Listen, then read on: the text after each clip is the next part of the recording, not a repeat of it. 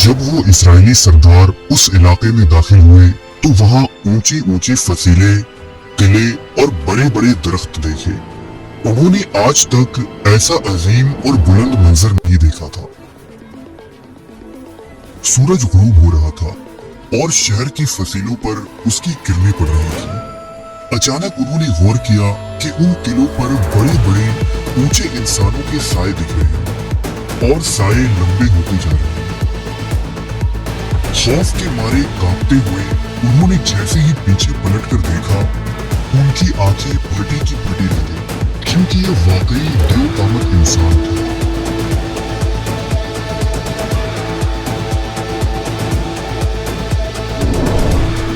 तारीखी इंसानियत में कुछ कौमें ऐसी गुजरी हैं जिन्हें अल्लाह ने ताकत व कुव्वत, कद व कामत और वसाइल व इक़्तिदार से नवाजा और उन्हें गैर मामूली बरतरी अता फरमाई। मगर जब यही नेमतें शुक्र के बजाय गुरूर बन गई तो वही ताकत उनकी हलाकत का सबब बना। कौम जब्बारीन भी उन्हीं कौमों में से एक थी जिन्हें अमालका भी कहा जाता है और जिनका जिक्र हमें कुरान मजीद और दीगर किताबों में मिलता है। कौम जब्बारीन का नाम ही उनकी फितरत की अक्कासी करता है। जब्बार के मानी है जबरदस्त, ताकतवर, हद से बढ़ जाने वाला, और ये कौम वाकई जिस्मानी तौर पर ताकतवर और नाकाबिले शिकस्त थी। उनके कद लंबे, जिस्म मजबूत और दिल सख्त हो चुके थे। वो खुद को जमीन के सबसे अजीम शान कौम समझते थे और यही सोच और गुरूर उनके जवाल का सबब बना। जब्बारीन को अमालीक या अमालका भी कहा जाता था। रिवायतों के मुताबिक अमालीक एक ताकतवर शख्स था जो इसहाक अलैहिस्सलाम के बेटे जनाब ईस के बेटे थे। ये भी कहा जाता है कि अमालीक एक नाजायज रिश्ते से पैदा हुआ था। अमालीक और इसके औलाद हजारों की तादाद में मुल्क किनान और उसके इतराफ में आबाद हो गए थे और इस इलाके में इनका काफी जोर और दबदबा था। ये कौम एक सरसब्ज और जरखेज इलाके में आबाद थी जहां बुलंद पहाड़, मजबूत किले और वसी मैदान थे। कौम अमालका ने अशूरी बादशाहों के दौर में फलस्तीन और शाम पर कब्जा जमा लिया था। उन्होंने अपने ताकत के बलबूते पर ऐसी बस्तियां बसाई जो आम इंसानों के लिए नाकाबिले तसव्वुर थी। उनके किले आसमान से बातें करते थे और उनके दरवाजे लोहे और पत्थर से बने हुए थे। उनका मानना था कि हमें इस रुए जमीन पर कोई भी शिकस्त नहीं दे सकता। वो कमजोरों को हकीर समझते, मजलूमों पर जुल्म करते और अपने से मुख्तलिफ सोच रखने वालों को कुचल देते। उनके यहाँ इंसाफ नाम की कोई चीज बाकी नहीं रही थी।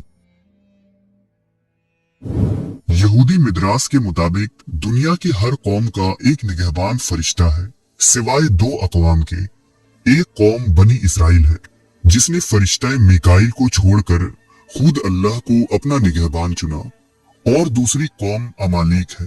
इसलिए अमालीक को मुकम्मल तौर पर खत्म करने का हुक्म दिया गया है, क्योंकि ये लोग ज़माने कदीम से ही जादूगरी और काले उलूम में मुलव्वस थे और पत्थर के मुकद्दस सतूनों पर अपने माबूदों की इबादत किया करते थे।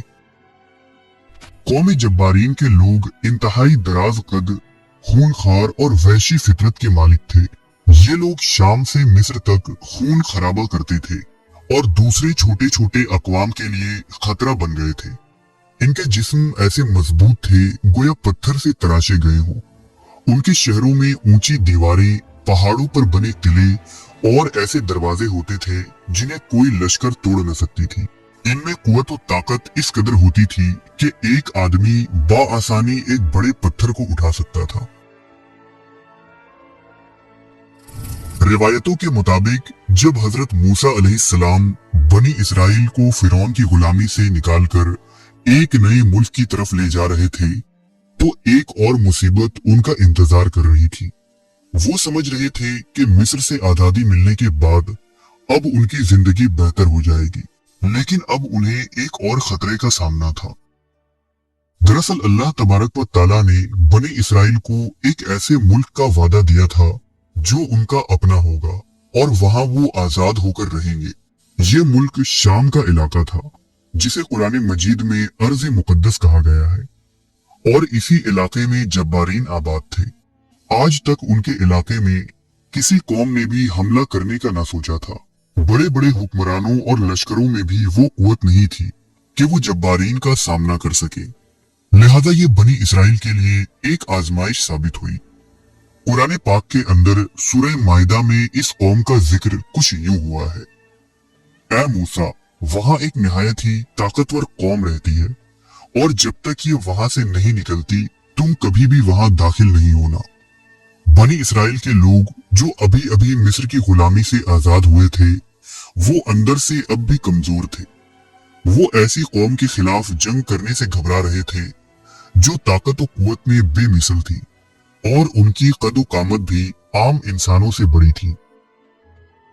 हजरत मूसा अलैहिस्सलाम जानते थे कि ये इम्तिहान सख्त है, इसलिए उन्होंने पहले तहकीक के लिए 12 सरदारों को मुंतखब किया।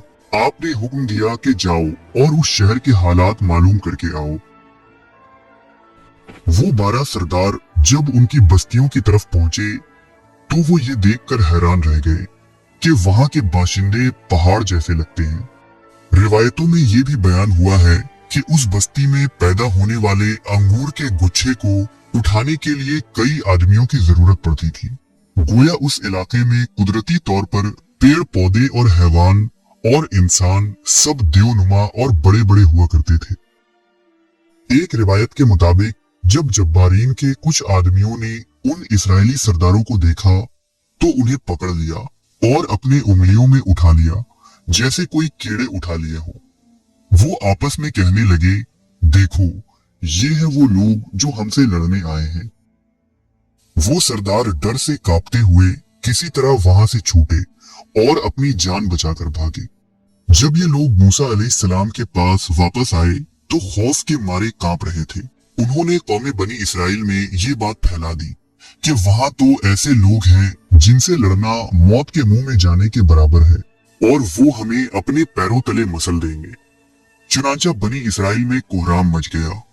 ये लोग जिन्होंने अभी अभी अल्लाह की कुदरत देखी थी कि किस कदर फिरौन जैसे हुक्मरां और उसके लश्कर को अल्लाह ने समुंदर में गर्क कर दिया था, ये लोग बुज़दिल बन गए और मूसा अलैहिस्सलाम के पास आकर फरियाद की कि ऐ मूसा, इससे बेहतर तो हम मिस्र में गुलाम थे, तुम तो हमें इस सहरा में मरने ले आए हो।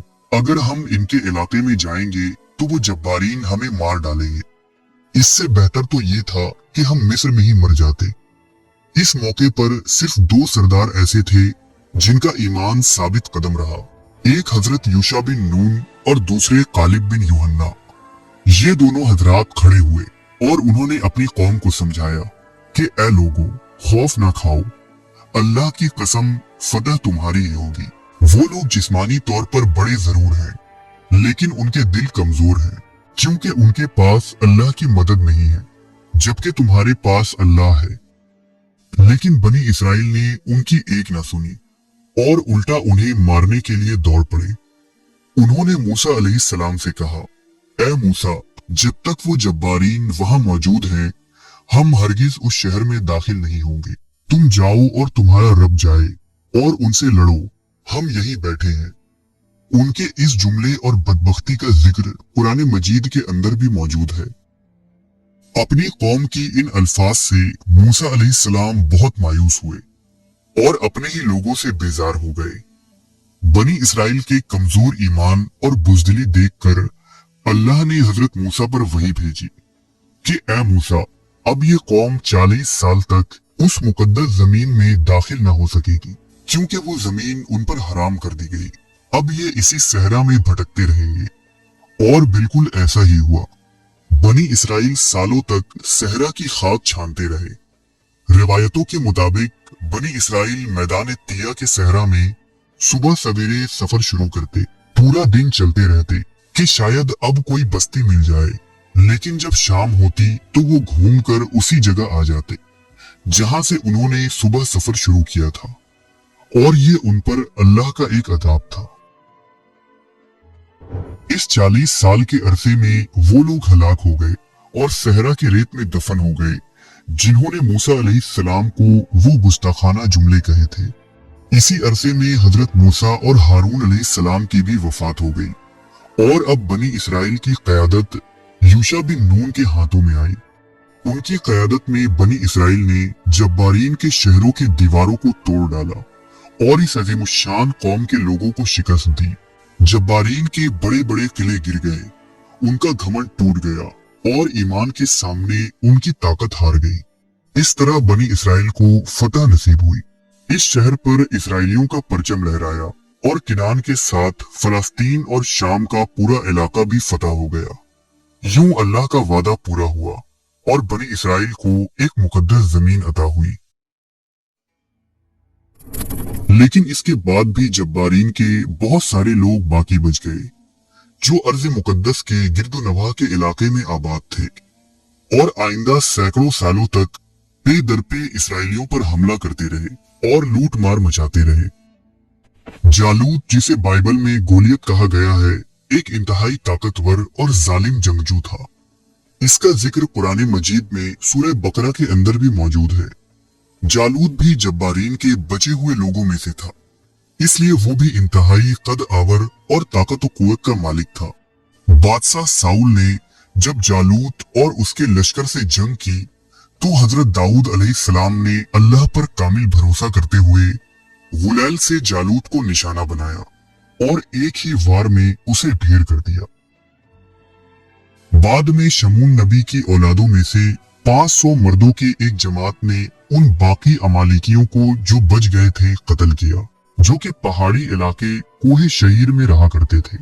इस तरह कौमे जब्बारीन इस सफाई हस्ती से मुकम्मल तौर पर खत्म हो गए।